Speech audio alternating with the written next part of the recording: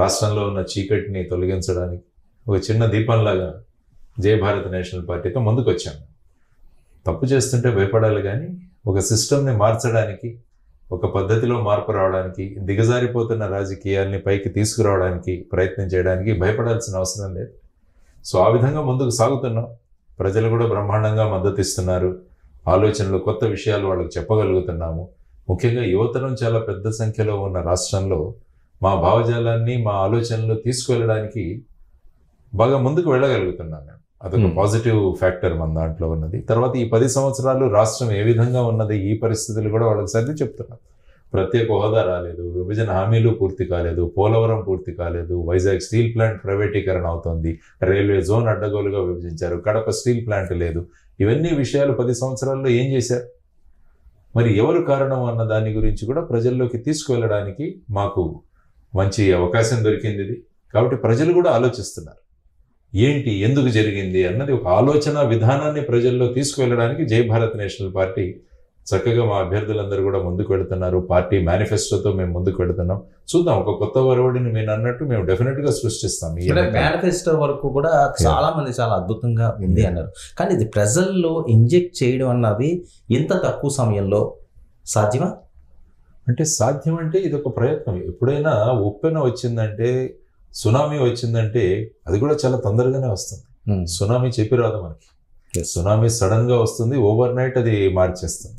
కాబట్టి ప్రజా అభిప్రాయం అన్నది ముఖ్యంగా మనం తీసుకోవాలి. ముఖ్యంగా సోషల్ మీడియా కావచ్చు, కొన్ని మీడియా ఛానల్స్ కావచ్చు, ఇవి కూడా మా వెంట ఉంటున్నాయి.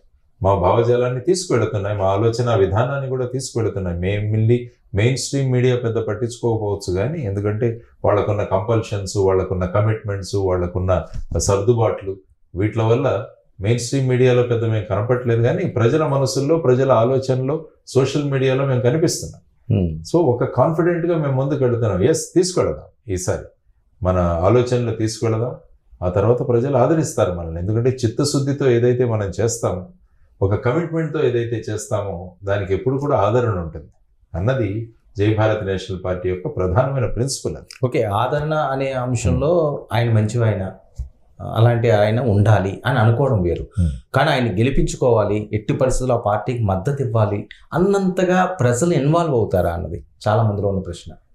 ఆ ఇన్వాల్వ్మెంట్, ఆ చైతన్యాన్ని తీసుకురావడానికి మా ప్రయత్నాలు జరుగుతున్నాయి. ఫార్చునేట్గా ఏమైందంటే కొద్దిగా ఎలక్షన్స్ కూడా మనకు కొద్దిగా లేట్గా రావడం జరిగింది. ఇప్పుడు గత ఎన్నికలు పోల్చుకుంటే అది ఏప్రిల్లోనే వచ్చేసాయి మనకి. సో దాంతో ఏంటంటే సమయం చాలా తక్కువగా ఉంది. ఈసారి మే 13 అవడం వల్ల తగినంత సమయం దొరికింది. ప్రజలను 1-to-1 కలవడానికి అవకాశం దొరికింది. డోర్ టు డోర్ క్యాంపెయినింగ్ చేసి వాళ్ళతో కూర్చొని మాట్లాడడానికి అవకాశం వచ్చింది. ముఖ్యంగా గత ఎన్నికలకు ఈ ఎన్నికలకు తేడా ఏంటంటే ఈసారి సోషల్ మీడియా అన్నది బాగా వెళ్ళిపోయింది జనాల్లోకి. ఇప్పుడు చూసుకుంటే ఈవెన్ గ్రామాల్లోకి వెళ్ళినా కూడా అక్కడ మహిళలు సోషల్ మీడియా బాగా ఫాలో అవుతున్నారు. నేను ఎప్పుడైనా గ్రామాలకు వెళ్ళినా కూడా గుర్తుపడుతున్నారు. అంటే మహిళలు ముఖ్యంగా ఏ విధంగా ఈ రాజకీయాల పట్ల, మారుతున్న పరిస్థితులను పట్ల వాళ్ళు చాలా క్లోజ్గా అబ్జర్వ్ చేస్తున్నారు. చూసుకుంటే మన రాష్ట్రంలో మహిళా ఓటర్లే ఎక్కువ, పురుష ఓటర్ల.